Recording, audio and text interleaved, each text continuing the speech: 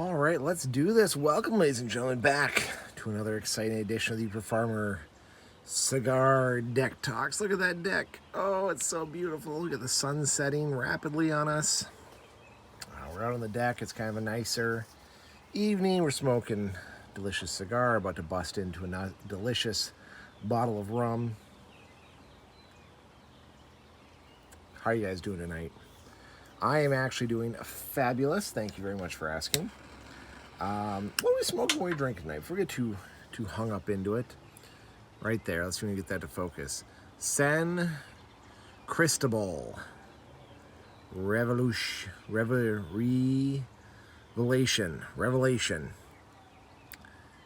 Take note of the pirate ship right there, folks. That's what made me choose this one. I know very little about this cigar. It was one I got in a sampler pack. Thank you very much, Cigars Daily. I chose it because we have a fun rum tonight. A Dominican rum. The Kurt and Sweeney Reserva. Very fun. It's got a little tag on here. This is based off of a rum. Well, it's got the cool, as I showed last time, the batch and bottle number. Love that. If you put that on your bottle, I will buy it. It means you put a little extra effort into making your rum. And it also has these GPS coordinates. So what it is it is based off of a rum runner who ran rum. And yeah, it's based off the rum they would run.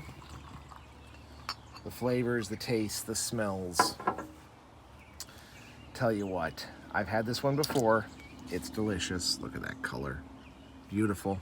That's what you want to see. Oh yeah. A little sweet, a little savory, a little bit of a kick to the back of the throat, still a little bit smooth. Makes you definitely love a good bottle of aged rum.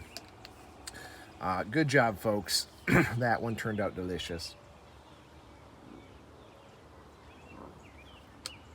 This will kind of be this bottle here, unless I find something fun in the next week. We'll be finishing off our cigar and bottle talks. I don't know if I should call it that or not. Probably not. Hopefully you guys have enjoyed me taking a little tour of some harder alcohols in my collection. Trying out some of these new ones. Maybe it crossed your mind, why? Why have I been? Let's tilt this up just a little bit here. Too much. Right there. Why? Why do I have so many different bottles of rum? Have I taken a darker turn down a disparaging path? No. But as many of you know, I have been homebrewing for years and years. And this idea of distilling has kind of piqued my fancy. What can I do with my homebrews? Right now I can only imagine and wonder what they would taste like, what they'd be like. So one of my goals, what is really a goal? One of those things you strive for, knowing very well that it'll probably never come to fruition, is to see if I can get my distillery's license.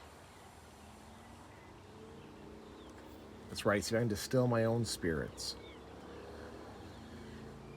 Crazy, dumb, stupid. You fall under so many jurisdictions, so many alphabet soup agencies that you have to report to. It's amazing any of them have ever gotten off the ground. But yeah, as we sit here, many have. Many have gotten off the ground. Many have become very successful. Many have made their proprietors a large amount of financial compensation. Now, am I ever going to say that I'm going to create something that could rival even this bottle I have here? Of course not. Am I saying it's on my bucket list to operate a distillery? No. One, I don't believe in bucket lists.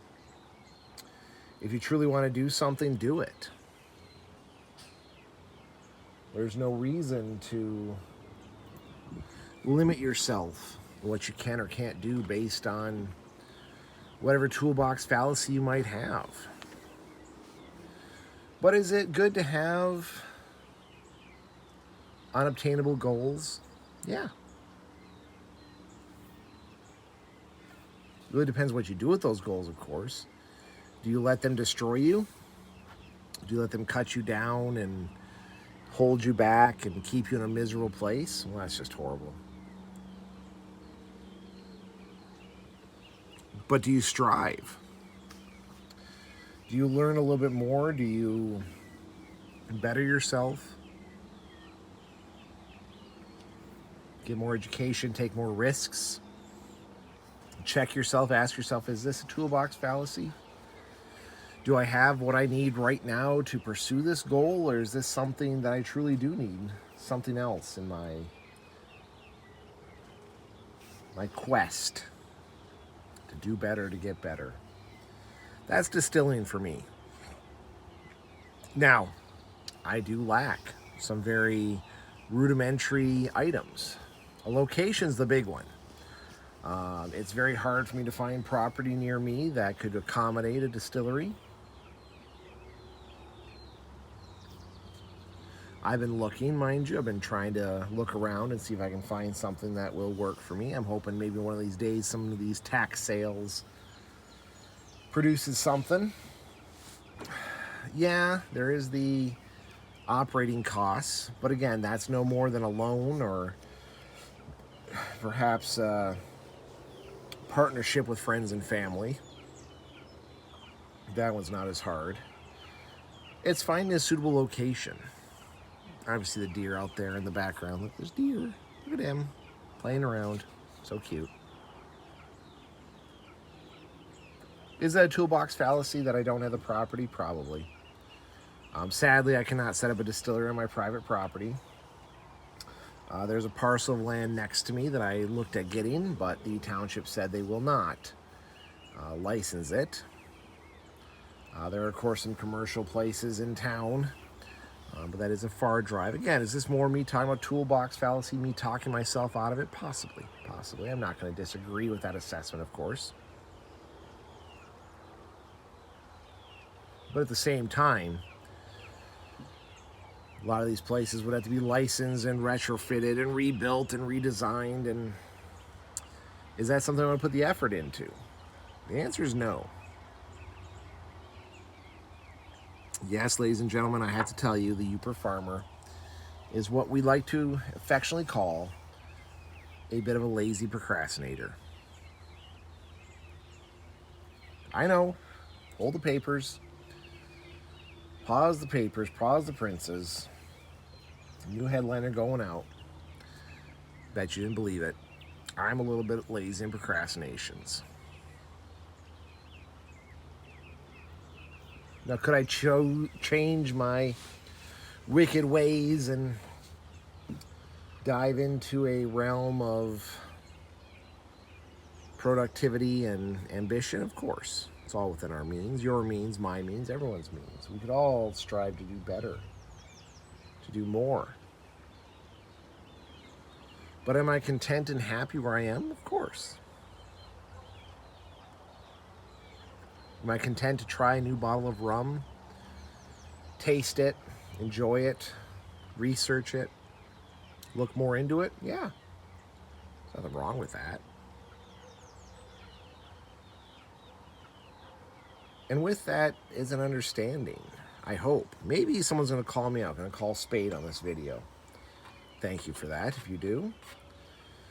Thank you if you call me out for being irrational. But having it unattainable, something you know you can never do, probably. We strive to try. It gives you purpose. It gives you something to drive towards. Lets you fantasize. But of course, like all fantasies, none of them ever come true. Sorry, folks, none of you will ever date the hottest of the hot models or marry someone who is way out of your league. You're stuck being a mere mortal like the rest of us. What does that mean? You have to give up on your fantasies, give up on your yellow brick road? Of course not. The key is, where do you draw that line? Where do you separate fantasy from reality? I know where mine's at. I know I enjoy learning about the process and the product and the science behind it and the art behind it, and enjoying some new flavors and tastes. But is it something I could do professionally full time? Of course not. I understand that. Do I have regrets because of it? Hell no. You can have your fantasies. It's just when your fantasies and your realities intermingle and intertwine, that's when the issue comes in. That's when problems arise. But for right now, folks, I'm going to enjoy I'm going to say it's a pirate themed cigar, and my Rum Runner Run. Very delicious. Highly recommend. If you can find a bottle, pick 1, 2, 3 up. And I'm going to enjoy my river, enjoy my chickens, watch a kind of lackluster sunset, if I'm going to be honest with you. Enjoy my fantasy. It's mine. It might not come true. Probably won't. But if it does, I'm sure I'll find another fantasy. Something else I can chase. Having hopes and dreams is fine. Keeping them realistic and understanding your limitations is better. But with that, folks, I hope you chase after your fantasy and find one and embrace it and understand its limitations. Hope you're all having a wonderful day. Stay safe out there. We'll see you on the next one.